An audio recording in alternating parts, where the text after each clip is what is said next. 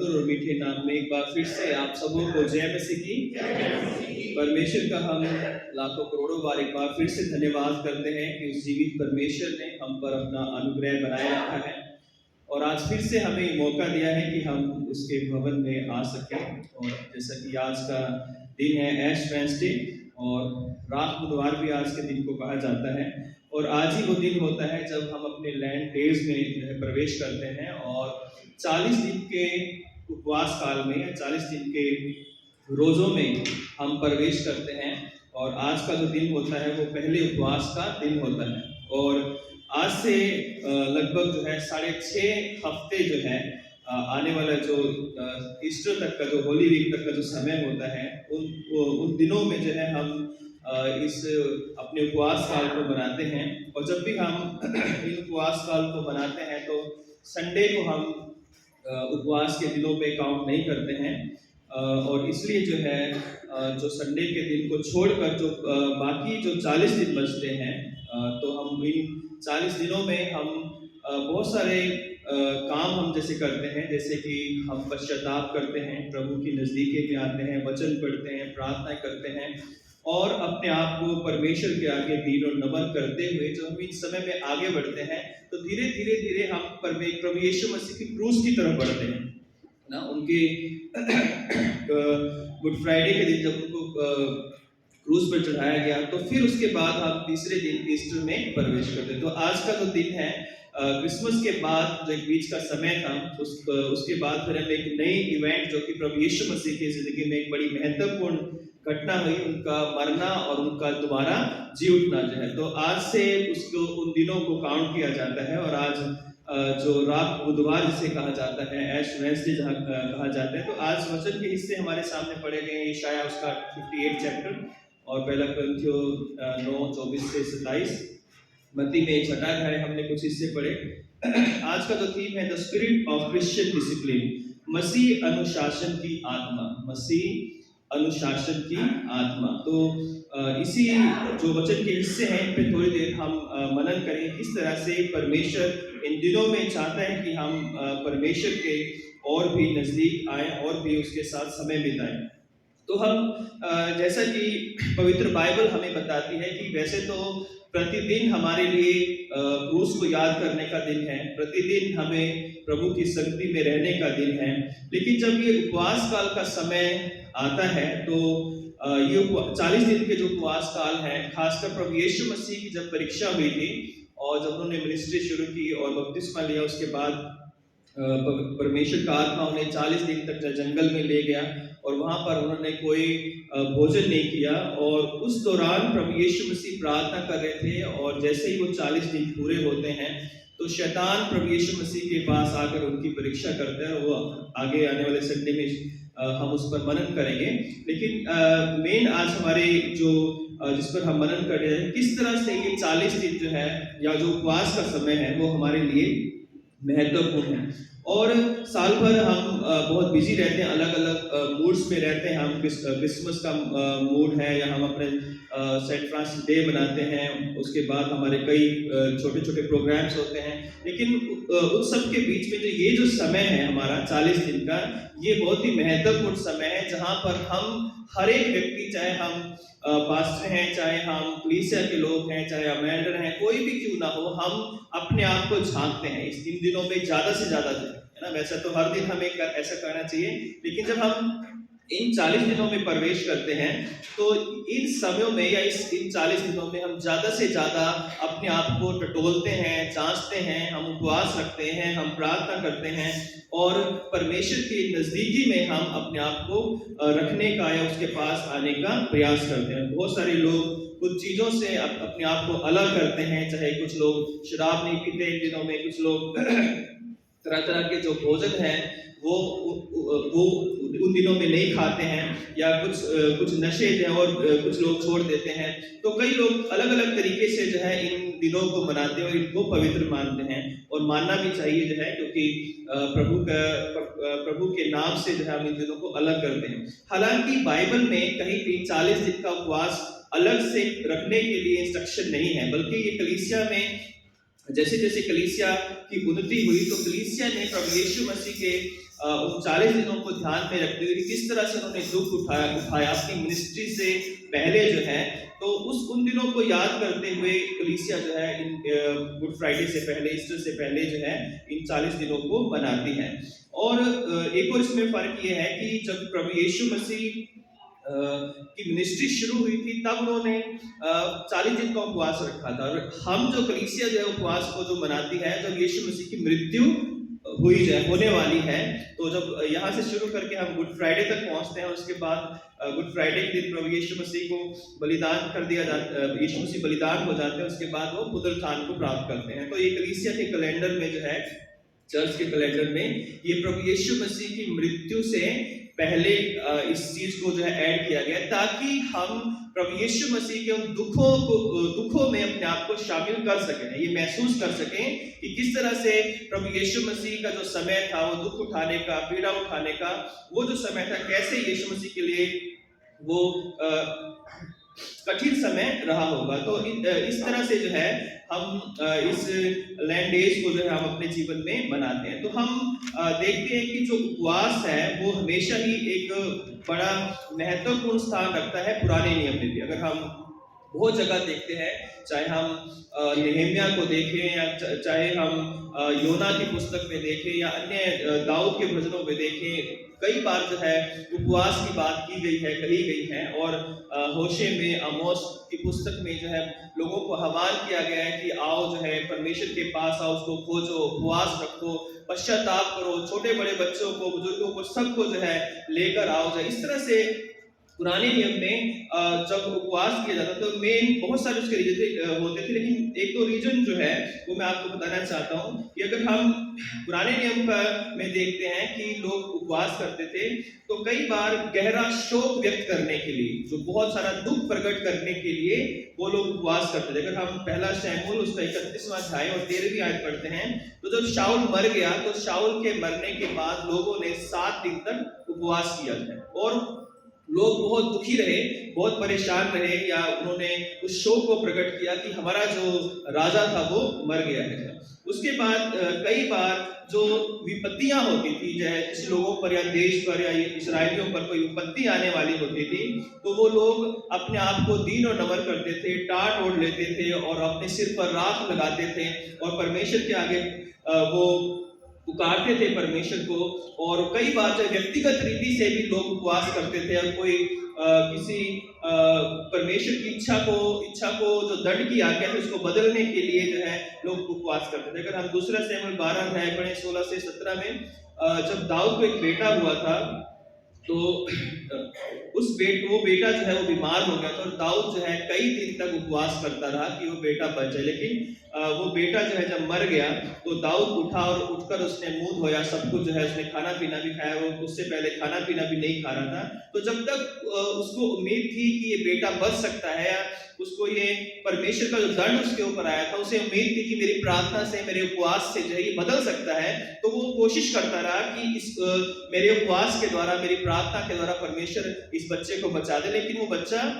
नहीं बचा जो है। उसके बाद लोगों ने पूछा कि तुम जब तक वो बच्चा बीमार था तो तुम उपवास किए हुए थे और जब वो मर गया तो अब तुम जो है उठकर मुंह भी धोया, तुम नहाए धोए, खाना खा रहे। तो उसने कहा कि जब तक मुझे उम्मीद थी कि वो बच सकता है, लेकिन अब वो चला गया है, अब वो मेरे पास नहीं आएगा बल्कि मैं उसके पास जाऊंगा, तो अब मैं उपवास नहीं करूंगा। इसी तरह से बहुत सारे ऐसे और भी उदाहरण। तीसरी बात जिसमें मैंने बताई पुराने नियम में, पहले गहरा शोक व्यक्त करने के लिए, ईश्वर के प्रकोप से बचने के लिए, तीसरा कि पाप के लिए शोक प्रकट करने के लिए और पश्चाताप करने के लिए जो है हम देखते हैं कि जब दाऊद ने गुनाह किया था तब उसने भी पश्चाताप किया था। साम 51 में हम देखते हैं कि किस तरह से वो परमेश्वर के आगे गिड़गिड़ाता है और परमेश्वर से प्रार्थना करता है कि हे परमेश्वर अपनी करुणा के अनुसार मुझ पर दया कर दो और मेरे गुनाहों को माफ कर दो और मेरे अंदर शुद्ध हृदय जो है नए सिरे से उत्पन्न कर दो है। तो वहां पर भी हम देखते हैं कि दाऊद जो था वो उपवास करता है। और अगर हम नीनवे में जाएं तो जब योना वहां प्रचार करने गया और ये ऑर्डर ये था कि तुम जो है 40 दिन में सब कुछ नष्ट हो जाएगा। लेकिन तीसरे ही दिन उन्होंने पश्चाताप किया। क्या राजा, क्या सैनिक, क्या बच्चे, क्या बूढ़े, क्या जानवर, सब ने पश्चाताप किया। वो राख पर बैठ गए। राजा ने टाट ओढ़ लिया, अपने आप को दीन और नम्र कर दिया। और उसके बाद हम देखते हैं कि परमेश्वर ने निनवे पर दया की और वो निनवे को नष्ट करना परमेश्वर ने छोड़ दिया। तो इस तरह से हम देखते हैं कि पुराने नियम में इस तरह से लोग जब किसी विपत्ति में फंसते थे या कोई शोक को प्रकट करते थे या व्यक्तिगत गुनाहों को उनको पता लगता था कि हमने ये व्यक्तिगत गुनाह किए हैं, तो उनको मानने के लिए या परमेश्वर से क्षमा प्राप्ति के लिए वो लोग परमेश्वर के आगे गिड़गिड़ाते थे, रोते थे। और उनका जो तरीका था उपवास करने का कि वो राख पर बैठ जाते थे, टाट बिछा लेते थे, अपने ऊपर टाट ओढ़ लेते थे। और इसीलिए शायद जो है नए नियम में भी जो है जो ये उपवास काल है इसको ऐश वेंसडे से जो है शुरू किया जाता है, ताकि उस राख से जो है इंसान शुरू करे। और इसका एक और मतलब है राख का कि इंसान ये हमेशा याद रखे कि वो मिट्टी से बना है और उसे मिट्टी में एक दिन मिल जाना है ना। और जैसे राख जो है वो जलकर जो है पूरी तरह से वो नष्ट हो जाती है, एक राख का रूप धारण के लिए उसमें उसकी जो राख बनने की प्रक्रिया क्या है। अगर हम किसी लकड़ी को लेते हैं, कोयले को लेते हैं, जलाते हैं, तो जलने के बाद राख बनती है ना, जलने के बाद। उसी तरह से हमारे जो गुनाह है, हमारे जो पाप है, वो जल जाते हैं और हम अपने आप को राख की तरह हम अपने आप को शुद्ध अपने आप को मानते हैं या पाते हैं। क्योंकि राख जो है कई जगह पर शुद्धिकरण के लिए भी इस्तेमाल की जाती है। जब हम घरों में, गांव में जाएं तो आज के लोग बर्तनों को राख से जो है साफ करते हैं। और जितने अच्छे से बर्तन वो राख से साफ करते, शायद आज अगर हम उन्हें जाके विम बार की टिकिया देंगे और कहेंगे कि जो इससे साफ करो, कहीं इससे हमें मजा नहीं आ रहा है। राख से ज्यादा अच्छा जो है हमें अच्छा आ रहा है, अच्छे से सफाई हम कर रहे हैं, क्योंकि उनको उसकी हैबिट है। तो राख जो है वो शुद्धिकरण को भी दर्शाती है। राख जो अपने आप को दीन और नम्र करने को दर्शाती है। राख जो है हमारा घमंड जो है वो शून्य हो गया, जलकर सब कुछ, हमारा घमंड, हमारा अहंकार, हमारा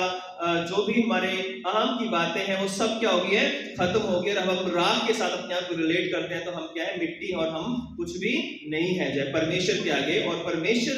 उस राख को या उस मिट्टी को लेकर जो है अब हमें कुछ भी बना सकता है जब हम उसके आगे अपने आप को, उसके हाथ को, अपने आप को सौंप देते हैं। तो ये पुराने नियम में हम देखते हैं।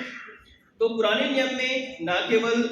उपवास अच्छे तरीके सही पर्पसेस के लिए किया जाता था,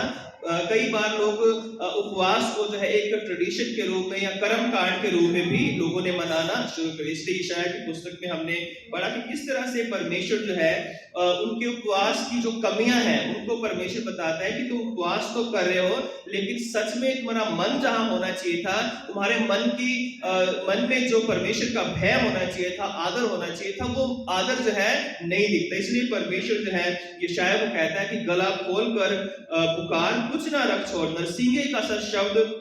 कर, मेरी प्रजा को उसका पाप अर्थात याकूब के घराने को उसका पाप बता दे। यानी यशायाह को कहा गया कि जो इस्राएली लोग पाप कर रहे हैं उन सब पापों को चिल्ला चिल्ला कर बता दे, क्योंकि ये लोग जो है मेरी दृष्टि में उचित काम नहीं कर रहे हैं। और वे लिखा है कि वे प्रतिदिन मेरे पास आते हैं और मेरी गति बूझने की इच्छा ऐसी रखते हैं मानो वे धर्मी लोग हैं जिन्होंने अपने परमेश्वर के नियमों को नहीं टाला। वे मुझसे धर्म के नियम पूछते और परमेश्वर के निकट आने से प्रसन्न होते हैं। वे कहते हैं कि क्या कारण है कि हमने उपवास रखा परंतु तूने इसकी सुधि नहीं ली है। तो ये जो उपवास का एक काम था जो है इसराइलियों के लिए, बहुत सारे लोग तो सच्चे मन से उपवास करते थे, प्रार्थना करते थे, लेकिन बहुत सारे लोगों ने इस उपवास को एक कर्म कांड की तरह से लेना शुरू कर दिया। और उसके बाद हम देखते हैं परमेश्वर कहता है परंतु तुम कहते हो कि हमने उपवास रखा परंतु तूने इसकी स्तुति ना ली, हमने दुख उठाया परंतु तूने कुछ ध्यान नहीं दिया। सुनो, उपवास के दिन तुम अपनी ही इच्छा पूरी करते हो और अपने सेवकों से कठिन काम कराते हो। तो यहाँ पर परमेश्वर को कह रहा है कि तुम उपवास के दिन मेरी इच्छा पूरी करनी चाहिए थी, लेकिन तुम उपवास के दिन तो अपनी ही इच्छा को पूरी करती है। यानी उस उपवास का कोई फायदा नहीं है जिसमें हम सारे वही काम करें जो हमें अच्छे लगते हैं, और जो काम परमेश्वर को अच्छा लगता है उस काम के बारे में हम एक बार भी ना सोचें या उस काम को हम एक बार भी ना करें। फिर आगे वो कहता है कि सुनो, तुम्हारे उपवास का फल ये होता है कि तुम आपस में लड़ते और झगड़ते और दुष्टता से घूंसे मारते हो। जैसा उपवास तुम आजकल रखते हो, उससे तुम्हारी प्रार्थना ऊपर नहीं सुनाई देगी है। अगर अगर हम आपस में लड़ते हैं, झगड़ते हैं, एक दूसरे पर दुष्टता के घूंसे मारना है ना। आज उस समय लोग शायद ऐसे बॉक्सिंग करते हो या मारते हो मुंह से, लेकिन आजकल दुष्टता के घूंसे मारना जो है, जरूरी नहीं है कि हम हाथ से जाके किसी से लड़े जाए। आजकल घर बैठे बैठे ही जो है अपने मुंह से जो है हम बहुत बड़े बड़े घूंसे जो है दूसरों को मार सकते हैं ना। हम बुरी बुरी बातें बोल सकते हैं, बुरे बुरे विचार हम दूसरों के प्रति ला सकते हैं। हम चुगलियां करके, निंदा करके, दूसरों के को बदनाम करके जो है हम उनके घूंसे मार सकते हैं। हमें वहां जाकर इशुम इशुम करने की जरूरत नहीं है, बल्कि हम किसी भी और तरीके से जो हम दूसरों को बदनाम कर सकते हैं। तो यहाँ पर उस समय जो है परमेश्वर उनसे कह रहा है कि तुम अपनी इच्छा पूरी करते हो। दूसरी बात, तुम उपवास के दिनों में या उपवास जब करते हो तो आपस में ही लड़ते हो, झगड़ते रहते हो, और जो मेरा आदर है या जो मेरी इच्छा पूरी करनी चाहिए, जो मैं कहता हूँ वो करना चाहिए, उसके बारे में तुम कुछ भी सोचते नहीं हो, और इसलिए तुम्हारी प्रार्थनाएं भी ऊपर मेरे तक नहीं पहुंचती, मुझ तक नहीं पहुंचती। यानी जब हम उपवास भी कर रहे हैं, प्रार्थना भी कर रहे हैं और लड़ भी रहे हैं, झगड़ भी रहे हैं, ईर्ष्या भी रख रहे हैं, द्वेष भी रख रहे हैं, घमंड भी कर रहे हैं, तरह तरह के बुरे काम भी कर रहे हैं, तो हमारी उपवास और प्रार्थनाएं परमेश्वर के पास नहीं पहुंचती हैं, क्योंकि खुद परमेश्वर कह रहा है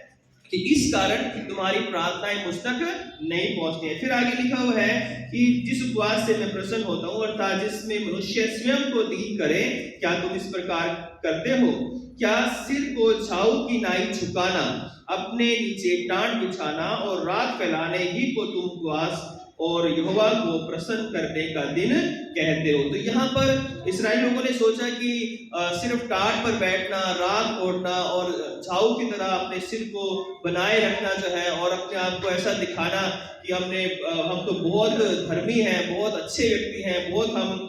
प्रार्थना करने वाले व्यक्ति हैं, बहुत हम वचन को जानने वाले व्यक्ति हैं, और हमारे मन में पाप और बुराई हो, तो ऐसे उपवास से परमेश्वर कभी प्रसन्न नहीं होता है। तो इसलिए परमेश्वर ने उन्हें उल्हाना दिया। पुराने नियम में हम देखते हैं यशायाह की पुस्तक में, जो कि लगभग 800 साल प्रभु यीशु मसीह से लिखी गई थी पहले जो है, तो उस समय में लोगों के बीच में तरह तरह के बुरी आदतें या बुरी बातें उनके जीवन में आ चुकी थी जो है। फिर हम नए नियम में भी देखते हैं इसी बात को कि जब प्रभु यीशु मसीह ने अपनी सेवा शुरू की, तो बहुत सारे उस समय गुट थे, जैसा फरीसी, शास्त्री, असेरी और हेरोदियंस जो है, जो एक ग्रुप थे, एसेन जो ग्रुप था, एक फरीसी सदूकियों का ग्रुप था। तो ये सारे ग्रुप जो थे वो इस होड़ में रहते थे कि सबसे ज्यादा अपने आप को धर्मी कौन दिखा सकता है ना। असलियत में उनके मन परमेश्वर की व्यवस्था से दूर थे, और उन्होंने खुदा के घर को भी डाकुओं की खो बना दिया था, एक बिजनेस प्लेस उन्होंने बना दिया था। लेकिन दिखावे के लिए वो बाहर सड़कों पर जाते थे और बीच में गलियों में खड़े होकर वो बड़े बड़े शब्द बोलकर प्रार्थनाएं करते थे, चिल्ला चिल्लाकर प्रार्थनाएं करते थे। अगर हम पूरा छठा अध्याय पढ़ें तो इसमें सारा कुछ विवरण लिखा हुआ कि किस तरह से वो लोग दान देते थे। तो अपने आगे तुरियां बजवाने का मतलब है कि लोगों को बता कर जो है, लोगों को दिखा कर वो दान देते थे और अपना नाम चाहते थे, अपना मान चाहते थे, और परमेश्वर को जो आदर मिलना चाहिए था वो नहीं करते थे। और इस कारण प्रभु यीशु मसीह ने उन्हें कहा कि सावधान रहो, तुम मनुष्यों को दिखाने के लिए अपने धर्म के काम नहीं करना, क्योंकि अपने स्वर्गीय पिता से कुछ भी फल नहीं पाओगे। क्योंकि फरीसी जो लोग थे उस समय, शास्त्री लोग थे, वो दिखावे की जो सेवा जो है ज्यादा करते थे, काम कम और दिखावा ज्यादा जो है, और अपने हाथों पर जो है, अपने कपड़ों पर जो है वो बाइबल की आयतों को बांधते थे, लिखते थे जो है, और अपने आगे जो है अपने आगे जो वो एक व्यक्ति को लेकर चलते थे और कहते थे कि जो है हटो हटो, दूसरे लोगों से को वो आगे से दूर करते थे, और एक बड़ा राजा की तरह वो जीवन जीने का प्रयास करते थे, लेकिन उनके मन परमेश्वर से दूर थे। तब प्रभु यीशु मसीह ने कहा कि जब तुम उपवास करते हो तो कपटियों की नाई तुम्हारे मुंह पर उदासी नहीं छाई रहे। तो उनका एक और काम था कि जब वो उपवास करते थे तो पूरे शहर को पता होता था कि आज हमारे रब्बी ने, आज हमारे जो अगुवे हैं, हमारे जो गुरु ने जो है आज उपवास रखा है। और फिर लिखा है कि वो मुंह पर उदासी छाए रखते थे और अपने मुंह को बनाए रखते थे ताकि लोग उन्हें उपवासी जाने जाए, ताकि लोग ये जान सकें कि आज उन्होंने उपवास रखा है। और इसलिए प्रभु यीशु मसीह ने कहा कि मैं तुमसे सच कहता हूं कि वे अपना प्रतिफल पा चुके, परंतु जब तू उपवास करे तो अपने सिर पर तेल मल और मुंह धो जाए। सिर पर तेल मलना, मुंह धोने का मतलब है कि उस दिन को हमें जीना, तो उस दिन को बिताना तो हमें परमेश्वर की भक्ति में है, प्रेयर में है, वचन में है, लेकिन दूसरों को दिखाने के लिए नहीं, है ना। दूसरों के आगे अपने कोई नंबर बनाने के लिए नहीं कि देखो मैं कितना अच्छा हूं या कितना धर्मी हूं, कितने मैंने उपवास में रखता हूं या नहीं रखता हूं। तो प्रभु यीशु मसीह ने कहा कि जब तू उपवास करे तो अपने सिर पर तेल मलना और मुंह धो, ताकि लोग नहीं परंतु तेरा पिता जो गुप्त में है तुझे उपवासी जाने। इस दशा में तेरा पिता जो गुप्त में देखता है तुझे प्रतिफल देगा जो है। तो जो भी हमारी भक्ति है, जो भी हमारी आराधना है, चाहे हम उपवास करते हैं, चाहे हम प्रार्थना करते हैं, चाहे हम वचन को पढ़ते हैं, तो वचन दूसरों को फैलाने के लिए तो है, लेकिन दिखाने के लिए नहीं है कि मुझे कितना वचन आता है ना। किसी को गिराने के लिए नहीं है, किसी को शर्मिंदा करने के लिए नहीं है कि अरे जो है मुझे आता तुम्हें नहीं आता है। वचन जो है वो फैलाने के लिए है, बताने के लिए कि प्रभु का वचन हमें क्या कहता है, लेकिन शर्मिंदा या किसी को नीचा दिखाने के लिए नहीं है। और इसी तरह से जो उपवास है वो अगर हम व्यक्तिगत उपवास कर रहे हैं तो वो हमारे और परमेश्वर के बीच का मैटर है, और उपवास हमें रखना चाहिए। लेकिन जैसा प्रभु यीशु मसीह ने हमें उपवास बताया, और जैसा अगर हम फिर से यशायाह की पुस्तक में चलते हैं तो वहां पर भी सही तरीका जो है, जो उपवास का बताया है प्रभु परमेश्वर ने,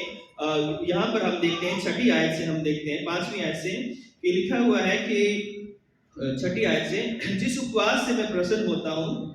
वह क्या यह नहीं कि अन्याय से बनाए हुए दासों और अंधेर सहने वालों का जुआ तोड़कर उनको छुड़ा लेना और सब जुओं को टुकड़े टुकड़े कर देना। क्या वह यह नहीं कि अपनी रोटी भूखों को बांट देना, अनाथ और मारे मारे फिरते हुओं को अपने घर में ले आना, किसी को नंगा देखकर वस्त्र पहनाना और अपने जाति भाइयों से अपने आप को ना छिपाना। तब तेरा प्रकाश को फटने की नाई चमकेगा और तू शीघ्र चंगा हो जाएगा। तेरा धर्म तेरे आगे आगे चलेगा, यहोवा का तेज तेरे पीछे चलता रहेगा, तेरे पीछे रक्षा करता चलेगा। तब तू पुकारेगा और यहोवा उत्तर देगा, तू दुहाई देगा और वह कहेगा मैं यहाँ हूँ। यदि तू अंधेर करना और उंगली मटकाना और दुष्ट बातें बोलना छोड़ दे, उदारता से भूखों की सहायता करे, दीन दुखियों को संतुष्ट करे, तो तेरा जो प्रकाश है वो अंधेरे में चमकेगा और तेरा घोर अंधकार दोपहर का सा उजियाला हो जाएगा। तो यहाँ पर उपवास के साथ साथ, उपवास हमें दिए उसके साथ साथ हमें दूसरे लोगों की भी सहायता उपवास के दिनों में करनी, ना केवल उपवास के दिनों में बल्कि जब तक हमारे जान में जाना है, हमें एक दूसरे की सहायता करते रहना चाहिए। और जो सच में जरूरतमंद है, जो उचित, जो योग्य लोग हैं उस सहायता के, उन तक हमें अपनी सहायता को पहुंचाना बहुत ही जरूरी है। तो प्रभु यीशु मसीह ने जो है जब अपनी मिनिस्ट्री शुरू की तब हम देखते हैं कि 40 दिन के उपवास रखे। तो आज मेरे और आपके लिए भी ये जरूरी है कि हम भी इन 40 दिनों में जितने भी उपवास रख सकते हैं हम रखे जो है, अपने जीवन को देखते हुए, अपनी हेल्थ को देखते हुए जितना ज्यादा हम रख सकते हैं रखें, क्योंकि उपवास जो है एक बहुत बड़ी आशीष है जो परमेश्वर ने हमें दी है जब हम प्रार्थना और उपवास और वचन तीनों एक साथ करते हैं। क्योंकि अकेला उपवास, अकेली प्रार्थना और अकेला वचन जो है शायद इतना इफेक्टिव ना हो। जब तीनों चीजें मिल जाती हैं, प्रार्थना के साथ वचन और वचन के साथ उपवास जो है, तब जो है उपवास जो है वो हमारे बहुत सारे कामों को कर सकता है। उपवास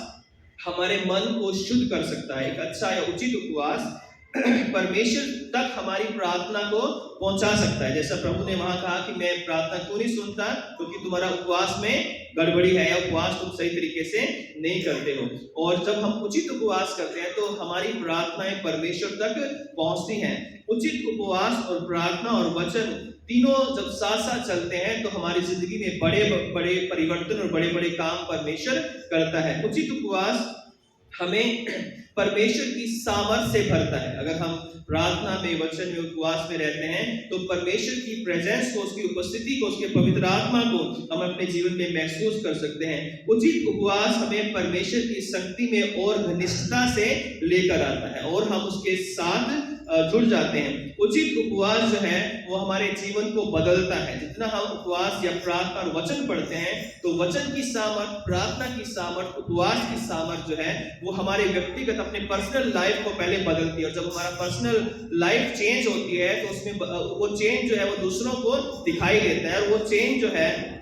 उसके द्वारा बहुत सारे दूसरे लोग भी आशीष को प्राप्त करते हैं और उससे बदलाव को महसूस करते हैं। उचित उपवास व प्रार्थना परमेश्वर के क्रोध को दया में बदल सकती है। अगर हम किसी पाप में फंसे हैं और परमेश्वर का क्रोध हम जानते हैं कि इस पाप से हमारे ऊपर क्रोध, परमेश्वर का दंड आने वाला है, तो हम अपने आप को दीन और नम्र करके उपवास के द्वारा, वचन के द्वारा, प्रार्थना के द्वारा परमेश्वर के क्रोध को उसकी दया में बदल सकते हैं। निनवे के लोगों ने ऐसा ही किया था। जब उनके ऊपर उनके पाप बढ़ गया था और उनके ऊपर बहुत बड़ा क्रोध आने वाला था, परमेश्वर का दंड आने वाला था कि वो पूरा शहर नष्ट होने वाला था, तब उन्होंने परमेश्वर के आगे अपने आप को दीन और नम्र किया। उन्होंने योना के वचन को सुना जो परमेश्वर का वचन था, उन्होंने प्रार्थना की और उन्होंने अपने आप को दीन और नम्र करते हुए उपवास में वो सब लोग बैठ गए। और जब हम अपने आप को उपवास में और प्रार्थना में और वचन में अपने आप को परमेश्वर के आगे दीन और नम्र करते हैं तो परमेश्वर अपने क्रोध को दया में बदल देता है, वो हम पर रहम करता है। उचित उपवास जो है वो हमें तन और मन की चंगाई देता है। जितना हम परमेश्वर के पास रहते हैं हम तन में भी स्वस्थ रहते हैं और सबसे बड़ी बात हमें मन की शांति मिलती है, मन की चंगाई मिलती है। और आज के समय में सबसे बड़ी समस्या ये है कि सब कुछ होने के बाद भी लोगों के पास मन की शांति नहीं है, मन की चंगाई नहीं है। लेकिन जब हम प्रभु के निकट आते हैं, यीशु मसीह के चरणों में बैठते हैं, उसके कदमों में आकर अपने आप को दीन और नम्र करते हैं, वचन पढ़ते हैं, प्रार्थना करते हैं, उपवास करते हैं,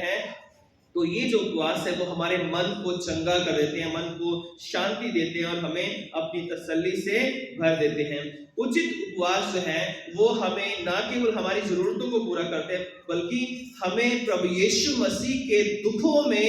यीशु मसीह के जो दुख है उनको समझने में हमारी सहायता करते हैं कि किस तरह से यीशु मसीह ने उपवास किया, किस तरह से उन्होंने रात में जाकर जो है पहाड़ों के ऊपर जो है अकेले जाकर उन्होंने प्रार्थना की और किस तरह से जो उन्होंने चेलों के साथ रहकर प्रार्थना की। और जितना प्रभु यीशु मसीह प्रार्थना करते थे उन्होंने हमारे लिए जितने दुख उठाए, तब उन दुखों को तभी हम समझ सकते हैं जब हम थोड़ा सा अपने आप को भी यीशु मसीह के उन नक्शे कदम पर जब चलाएंगे, जब हम उपवास में, प्रार्थना में आगे बढ़ते हैं तो हम प्रभु यीशु मसीह के दुखों को याद करते हैं और उन दुखों को याद करके हम अपने आप को दीन और नम्र करते हैं और अपने जीवन को प्रभु के हाथों में सौंपते हैं। तो ये समय है हमारे पास इन दिनों में कि हम अपने आप को चेक करें, अपने आप को देखें। मुझे और आपको जरूरत है कि हम इन दिनों का फायदा उठाएं। हालांकि 365 दिन जो है हमारे लिए एक बराबर है, प्रभु ने हमें दिए, लेकिन फिर भी जब ये कलीसिया का नियम है कि हम इन दिनों में विशेषकर जो है हम उपवास काल में प्रवेश किया है आज हमने, तो हम इन दिनों में अपने मन को झांके, अपने मन को टटोल कर जो है अपने सारे गुनाहों से पश्चाताप करके, सारी बुरी आदतों से अपने आप को अलग करके हम प्रभु की उपस्थिति में आए और अपने आप को राख की तरह शून्य कर दें, जीरो कर दें, उस राख को परमेश्वर के हाथों में दे दें। और जब हम परमेश्वर के हाथों में अपने आप को दे देंगे तो वो हमें एक बहुत अच्छा बर्तन बनाएगा जो उसकी महिमा के लिए इस्तेमाल होगा। अगर हम अपने आप को मिट्टी की तरह उसके हाथों में सौंप देते हैं तो वो कुम्हार है जो हमें एक अच्छा और एक सुंदर बर्तन बनाकर हमें परमेश्वर की महिमा और उसकी सेवा के लिए इस्तेमाल कर सकता है। हम हर एक व्यक्ति हम में से चुना हुआ है, हम कोई भी ऐसा व्यक्ति नहीं है जो बिना परमेश्वर के चुने हुए यहाँ पर बैठा है। मैं और आप सब प्रभु ने हमें चुना है, मौका दिया है, हमें जिंदा रखा, इतने बीमारियों में, परेशानियों में, इतने अलग अलग तरह की समस्याओं में आज अगर हम जिंदा हैं तो परमेश्वर ने हमें चुना है और इसलिए चुना है कि हम जाकर फल लेकर आए। हम उपवास में, प्रार्थना में, वचन में बढ़े और आत्मिक रीति से अपने आप को परमेश्वर से जोड़े, किसी को दिखाने के लिए नहीं, क्योंकि कोई व्यक्ति हमें कोई प्रतिफल नहीं दे सकता। अगर हम किसी के लिए कुछ करते हैं या किसी को दिखाते हैं तो कोई प्रतिफल हमें नहीं मिलेगा। जो मिलेगा वो मनुष्यों से प्रतिफल मिलेगा, लेकिन अगर हम परमेश्वर को सामने रखकर कोई काम करते हैं तो उसका प्रतिफल हमें परमेश्वर देते हैं। और जो परमेश्वर हमें प्रतिफल देता है वो दुनिया के प्रतिफल से कहीं अधिक बड़ा और बहुत ही आशीषमय और बहुत ही अच्छा होता है। और जो वरदान परमेश्वर की ओर से मिलते हैं, दुनिया में उन वरदानों का कोई तुलना हम किसी चीज से नहीं कर सकते। तो प्रभु जो आप सबों को आशीष और बरकत दे, अपना अनुग्रह दे कि इन दिनों में हम अपने घरों में प्रार्थना करें, अपने परिवार के साथ प्रार्थना करें। यदि हमने कई रिश्ते हमारे टूटे हुए हैं, कई हमारे समस्या है परिवारों में, तो ये समय है कि अपने आप को दीन और नम्र करके, क्षमा करके एक दूसरे से जुड़ जाए, मेल मिलाप से रहें। अगर हम मेल मिलाप से रहेंगे तो और हम अपने जीवन में आनंद और शांति को महसूस करेंगे। तो ये लैंड डेज जो है हमारे जीवन को बदलने वाले हो सकते हैं, एक नई दिशा दे सकते हैं यदि हम सच में अपने आप को दीन और नम्र करके प्रभु के चरणों में आते हैं। तो आइए हम प्रार्थना करें, परमेश्वर से दया मांगे कि प्रभु हम पर दया करें ताकि हम ऐसा ही कर पाएं और इन दिनों में हम उपवास, प्रार्थना, वचन में और बढ़ सकें और प्रभु की नजदीकी में आ सके। आइए हम प्रार्थना करें। सर्वशक्तिमान पिता परमेश्वर, एक बार फिर से हम आपकी उपस्थिति में आते हैं। आपका धन्यवाद करते हैं कि आपने इतना सुंदर अवसर हमें दिया है कि हम एक बार फिर से आपके भवन में हैं। पिता, हम सच में प्रभु यीशु मसीह लाखों करोड़ों बार आपका धन्यवाद करते हैं कि आपने हमें ये मौका दिया है, ये भवन दिया है, ये कलीसिया दी है, ये लोग दिए हैं ताकि सब के साथ मिलकर हम सब आपके नाम की महिमा कर सके। प्रभु, जो वचन बोए गए हैं वो 100 गुना फल लेकर आए। सहायता कर कि हम इन दिनों में अपने आप को परखें, जांचें, अपने आप को दीन और नम्र करें, पश्चाताप करते हुए आपके पास आए। पिता परमेश्वर, जो रिश्ता टूट गया है उसको दोबारा से जोड़ लें, आपसे मेल मिलाप कर लें और पिता अपने सारे गुनाहों को छोड़ दें, उन बुरी आदतों को छोड़ दें जो हमें आपसे अलग करती हैं। और होने दे आज से पिता इन दिनों में पिता परमेश्वर हम एक नई दिशा में अपने जीवन को चलाएं, जो दिशा जो है वो हमें आपके पास लेकर जाती है, जो रास्ता हमें आप तक पहुंचाता है और आपकी उपस्थिति में लेकर जाता है। हे प्रभु, सब पर दया करें और अपने अनुग्रह में ढांपें और हम सबकी सहायता करें कि हम जो आपके चुने हुए लोग हैं, आपकी आत्मा में, आपके प्रार्थना में, आपके वचन में, उपवास में आगे बढ़ते जाएं और हमारा जीवन बहुतों के लिए आशीष का कारण बन सके। प्रार्थना उद्धारकर्ता प्रभु यीशु क्रिस्त के नाम से मांगते हैं, आमीन। आप सबों को जय मसीह की।